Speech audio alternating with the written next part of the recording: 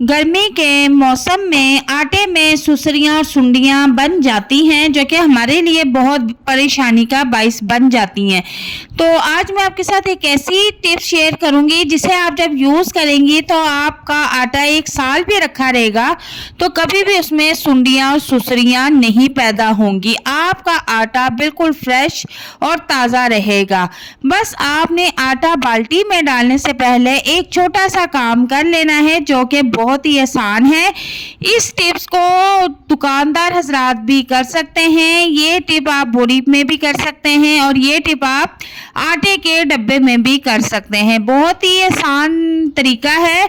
बस एक बार आपने छोटा सा काम कर लेना है तो पूरी गर्मियाँ आप टेंशन फ्री हो जाएं। आपके आटे में सुसरी और सुंडियाँ नहीं पाई जाएंगी। बिस्मिल्लाहिर्रहमानिर्रहीम, अस्सलाम वालेकुम। यहाँ पर सबसे पहले हमने नीम के कुछ पत्ते ले लेने हैं। तो आपने नीम के बारे में तो सुना ही होगा, इस तरह से लंबी लंबी डंडियां आपने नीम के पत्तों की ले लेनी है।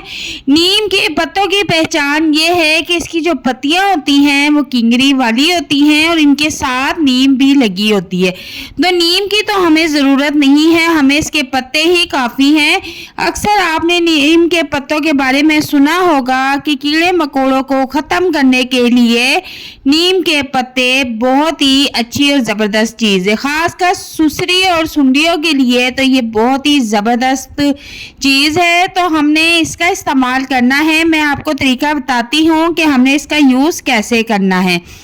तो यहाँ पर जिस चीज़ में आपने आटा डालना है उसको पहले आप अच्छी तरह से धो लें, धूप में खुश्क कर लें और जब अच्छी तरह से वो बाल्टी या डब्बा खुश्क हो जाए तो इसी तरह से आपने सबसे नीचे करके नीम के पत्ते जितने भी हैं प्लेट भर के वो सारे के सारे आपने इस तरह नीचे तह में रख देने हैं।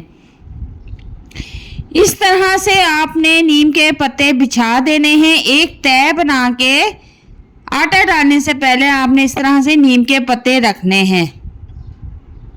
तो वीडियो में आप देख सकते हैं कि मैंने कितने नीम के पत्तों का इस्तेमाल किया है, साफ पता चल रहा है। इसके बाद आपने यहाँ पर 8 से 10 लौंगे लेनी है, वो भी इस तरह से नीम के पत्तों के ऊपर रख देनी है।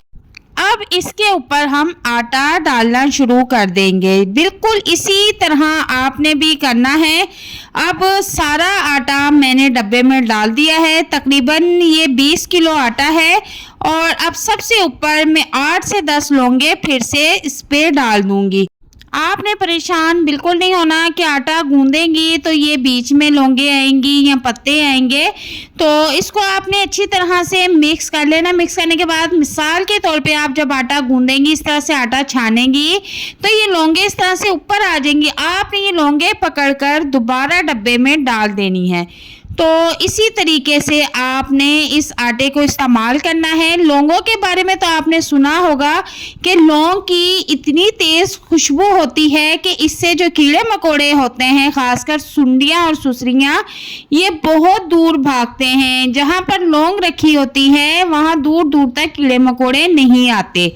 तो यहाँ पर मैंने चीनी ली है। अक्सर औकात गर्मी के मौसम में चीनी जो है गीली हो जाती है, चीनी में नमी हो जाती है, जो कि हमारे लिए बहुत ही परेशानी का बाइस बनती है। तो आज मैं इस बारे में भी आपको एक बहुत ही ज़बरदस्त टिप बताऊंगी। आपने क्या करना है, जिस डब्बे में आपने चीनी डालनी है उसको अच्छी तरह से धो लें और धोने के बाद उसको धूप में खुश्क कर लें ताकि पानी नमी का ज़रा भी निशान ना हो। अब इसके बाद हम यहाँ पर एक पैकेट लौंगों का ले लेंगे। तो यहाँ पर आप देख सकते हैं कि तकरीबन 15-20 लौंगे हैं। तो ये मैं सारी यूज़ नहीं करूँगी, इसमें से थोड़ी सी यूज़ करूँगी क्योंकि इसकी खुशबू बहुत ही तेज़ होती है और इससे छोटे छोटे जो कीड़े मकोड़े होते हैं वो दूर भागते हैं। अक्सर हमारे दांतों में दर्द होता है तो डॉक्टर हमें दांत के दरमियान में लौंग रखने का मशवरा देता है, क्योंकि इससे इसकी स्मेल से जो कीड़े होते हैं वो बिल्कुल ख़त्म हो जाते हैं। तो मैंने 2 से 3 लौंगे सबसे नीचे रखी हैं और उसके बाद डब्बे में चीनी डालना शुरू कर दी है। अब सारी चीनी इसमें डाल देंगे और यकीन करें जब तक इस डब्बे में लौंगे रहेंगी कभी भी जो आपकी चीनी है उसमें नमी नहीं होगी। लौंग जो है वो खुश्की पैदा करती है, तो यहाँ पर मैं 5 से 6 लौंगे और इसमें शामिल कर दूंगी और डब्बे को अच्छी तरह से बंद कर दूंगी।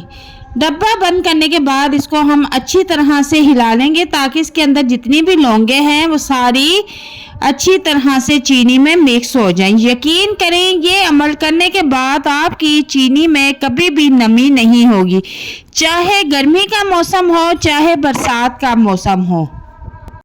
दुकानदार हजरात भी इस टिप्स को इस्तेमाल कर सकते हैं, वो इस तरीके को बोरी में भी कर सकते हैं। अब आप जब घर में चीनी यूज़ करती हैं तो अलग से किसी छोटी बर्नी में निकाल लें और आप उसको यूज़ करें। बाकी का जो इकट्ठा राशन आता है उसमें ये आप तरीका करके रख दें और घर में जब यूज़ करती हैं तो किसी छोटी बर्नी में चीनी को निकाल के यूज़ करें। आपकी चीनी में कभी भी नमी नहीं होगी।